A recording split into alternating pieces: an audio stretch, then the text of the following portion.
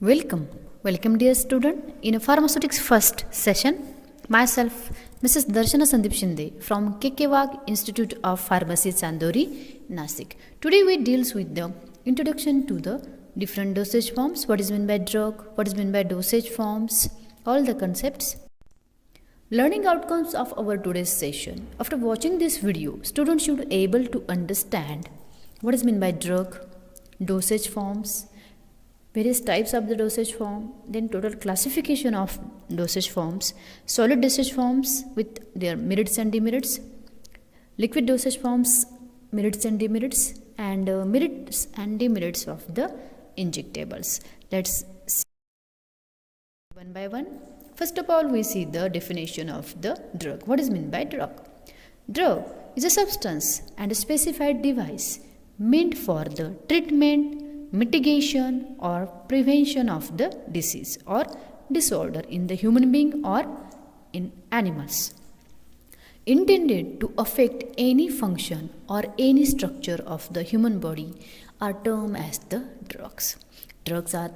These are the device or the specific substances. These are specially meant for, or these are specially for the treatment, mitigation or to prevention of any kind of the disease or the disorder in the human beings or animals. And it may be affect the function of our human lives and structure of human life. It is termed as the drugs. Example of its paracetamol, aspirin and salbutamol. Then we see the what is meant by dosage form. Dosage form is a transformation of pure chemical compound into the predetermined form by admixing drug compound with the different kinds of non-drug components, collectively known as the adjuvants, each having the specific function. Dosage form is the transformation or it is a compounding of the drugs with the adjuvants. These are the substances which are added in the preparation to form a specific kind of the dose. These are known as the adjuvants, and these adjuvants, then the drugs, or these adjuvants are sometimes known as the non-drug compounds. All these are added, and as one kind of a new component is formed, that is known as the dosage form, specific kind of a dosage form. It may affect dosage form may be derived from, or it may be of solid, it may be liquid, it may be semi-solid, depending upon the what kind of adjuvants and drug added into it. For an example, solid drug, solid adjuvants, it may be solid dosage form.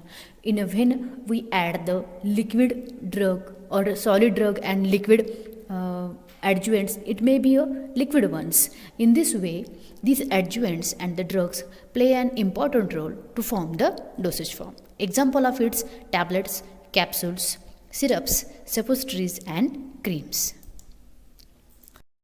Then we see the dosage forms are mean by which drug molecules are delivered to the site of the action within the body. These are the dosage forms by which we get the drug molecule at the site of action within our body.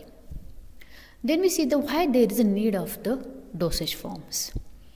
Dosage forms needs for the accurate dose. By the dosage form we can get the accurate dose. Then protection. We get the protection over our drug, that is example of its coated tablet, sealed ampoules. It gives the protection to the drug. Then protection from the gastric juice. We get the protection from the drug from the gastric juice also. Then masking, taste and odor.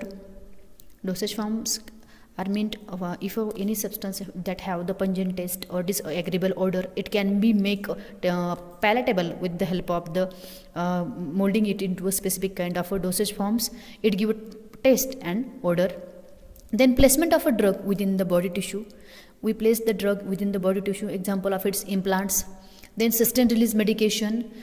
If we have the dosage form or our body needs a dose long period of time, physician will suggest a sustained release dosage form. Then controlled release dosage forms. Controlled release dosage form, this is the new drug delivery systems content.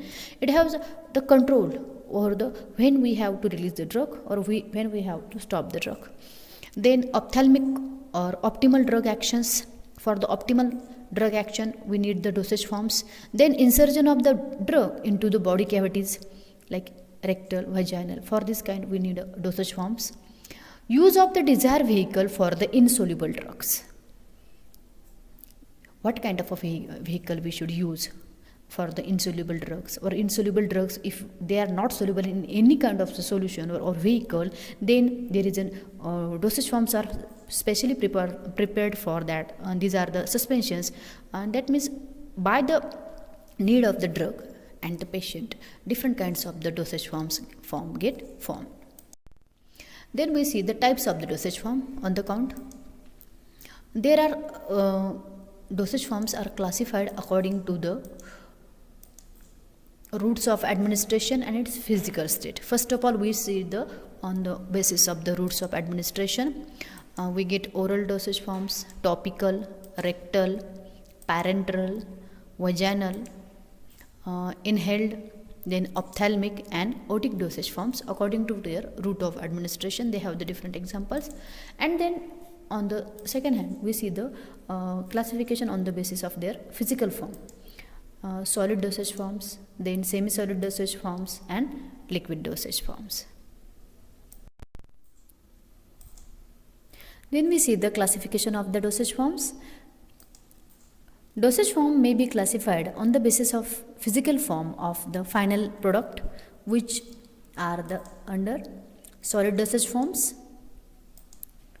liquid dosage forms and semi-solid dosage forms. These are the three main class of the dosage form according to the physical form.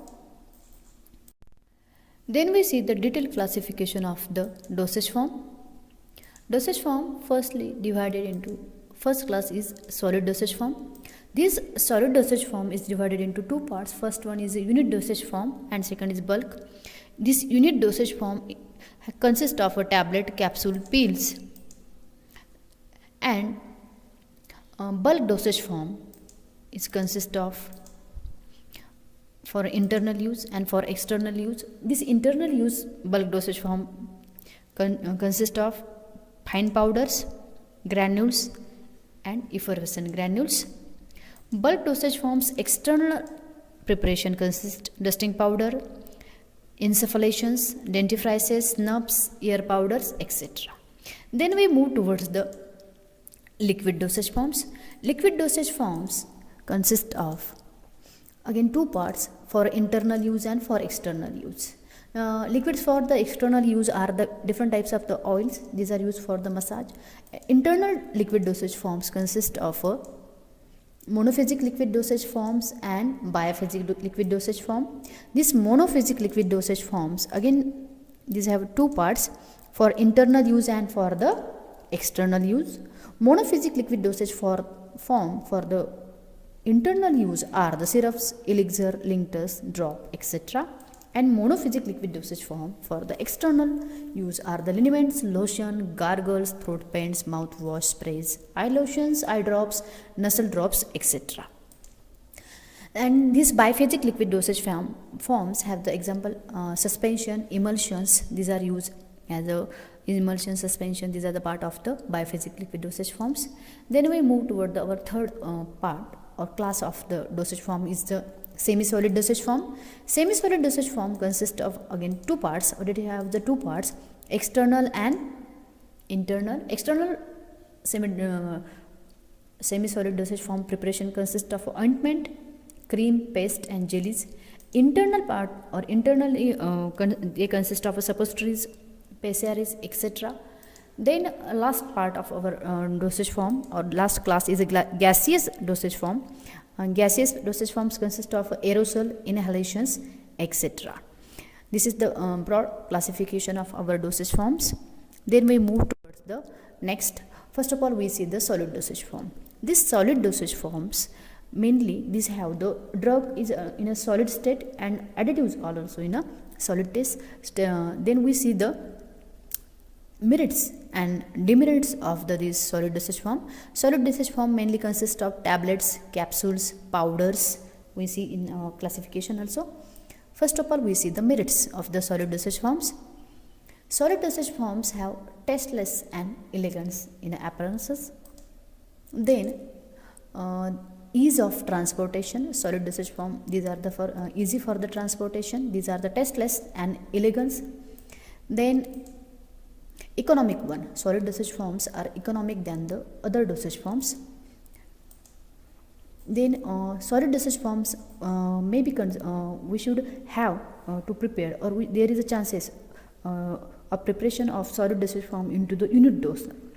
These are the tablets, capsules, pills. These are the unit dosage forms. So maximum dosage, solid dosage forms, we have to convert it into the unit dosage forms. Other powders, these are not in a part, or these are powder is also a solid dosage form, but these are not considered as the unit dosage form. But powders, when we pack in a sachet, single for the use, then these powders are also called as the unit dosage forms. In this way, the solid dosage forms, we should be these are called, or these are in the form of the unit dosage forms.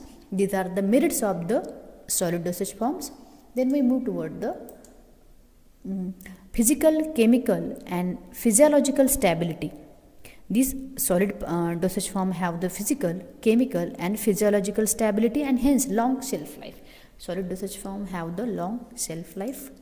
Then we see the demerits of the solid dosage forms. First and major demerit is the swallowing is the difficult for the children. The children's, these are not want to the tablet, capsule, any type of these solid dosage forms. In fact, they prefer the liquid dosage form than the solid one. So the swallowing is the difficulty. Then onset of action is slow and depends on the disintegration and dissolution time. Onset of action of the solid dosage form is low as compared to the other dosage form, because it depends upon the disintegration time, or it have the dissolution. When your drug is into the stomach, it get firstly disintegrate, dissolve. That means disintegration and dissolution is important one for the solid dosage forms action. So onset of action is low as compared to the other dosage form, because it depends on the disintegration and dissolution, and it is a difficulty for swallowing. It is the major problem in the solid dosage form. These are the merits and demerits of the solid dosage forms. Then we move towards the liquid dosage forms. Liquid dosage forms, first of all, we see the merits. In a liquid dosage form, there are the monophasic and biphasic liquid dosage form. Monophasic liquid dosage form, syrups, elixirs. Then for the syrup, elixir, these are the for internal use. Then liniments, lotions for external use. Then eye drops. Certain kinds of the liquid dosage form are used. Then these are the monophasic dosage forms, but some biphasic are also included in the liquid dosage forms, that is emulsion, suspension. These are all are under monophasic and biphasic, all are under the liquid dosage forms. And these liquid dosage forms have some merits and they have some demerits also. The merits include onset of action is quick as compared to the tablets, pills and capsules. Onset of action is very fast than the solid dosage form. Certain medical substances can only be given in the liquid form, like the castor oil, paraffin. Some kind of medical substances, these are only given in the form of the liquid. They are not available in the form of the solid or semi-solid. They are available in the only the liquid form. Castor oil, paraffin, they are not available in the solid or semi-solid one. So those kind of drug we require the liquid dosage forms. A few drugs, if taken in a dry form, may cause the pain and irritation. Some drugs, if we taken in the dry form, they cause the irritation. Example of it, potassium bromide, aspirin. Aspirin, potassium bromide, if we taken in a dry form, it may cause the pain and irritation. Then physiological satisfaction of a patient of something in a bottle. Of course, there is a whole game or whole the things are concerned with the human mind. And physiological satisfaction, liquid dosage forms give the full physiological satisfaction, that is something in the bottle. Certain substances are to be suspended form to produce maximum surface area, like Kaolin like substances which have these are the drugs or these substances which have more maximum surface area can be given by these liquid dosage forms. Then we see the demerits of liquid dosage forms. Stability and preservation present a problem in a liquid dosage form. Storage and transportation hazards are diffused. Liquid dosage forms have the storage problem. They should have required they should store in a specific condition, cool temperature. That is, cool temperature means from the 8 to 25 degrees Celsius, and transportation hazards also have with the liquid dosage forms. Dose has to be measured. If you take or doctor prescribe the dose to be, please take 1 teaspoon, 1 tablespoonful or something that the patient rightly don't know how much of drug to be taken.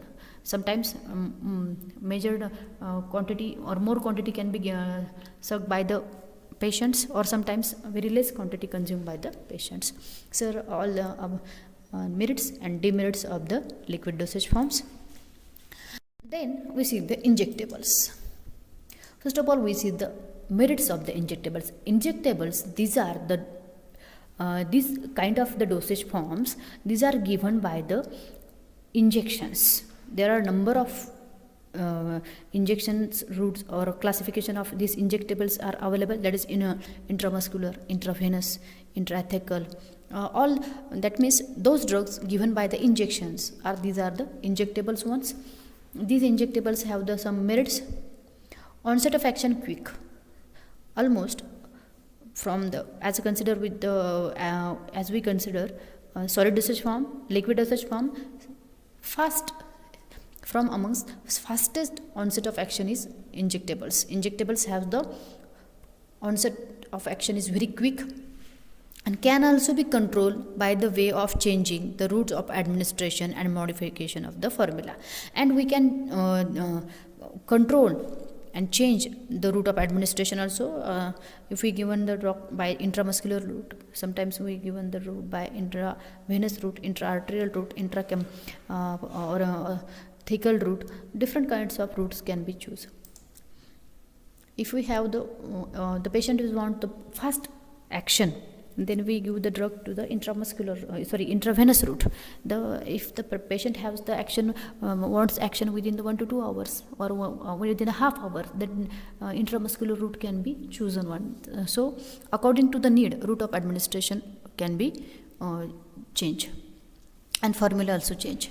The therapeutic effect of the drug is ensured as compared to the uncontrolled absorption from the intestine when the drug administered through the oral route. If some drugs have stability problem with the gastric juice, at that time these drugs, when we taken the drugs orally, this drug can destroyed into the GIT or into the stomach due to the gastric acid. At that time these injectables are very useful. Then drug which is inactivated by gastric juice can be easily administered. Then unconscious patient or patient who are omitting and puring can be given this route. For the unconscious patients, patients with the omitting and puring, this injectable route is very beneficial to the patient. Then we see the demerits of the injectables.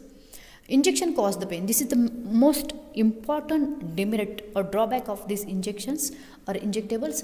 Injection cause the pain. Need the trained person. For the tablet capsules, that means solid liquid dosage form, liquid dosage form, we do not require a trained person. But for the injectables, we need a trained person like the physicians, nurses. Onset of action is quick. And by this action, after injecting the drug, rather route difficult to be the correct. We know that the onset of action is injectable very quick, very fast. But if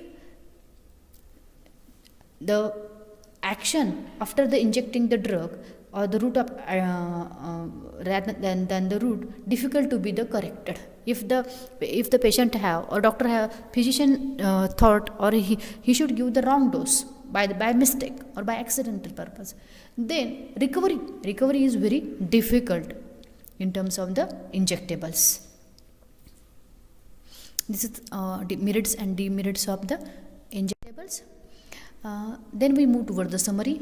In this session, we cover the point what is meant by drug, what is meant by dosage form, types of the dosage forms, classification of the dosage forms, solid dosage forms with the merits and demerits, liquid dosage forms with the merits and demerits, and merits and demerits of the injectables. Thank you very much for attending this pharmaceutics first session.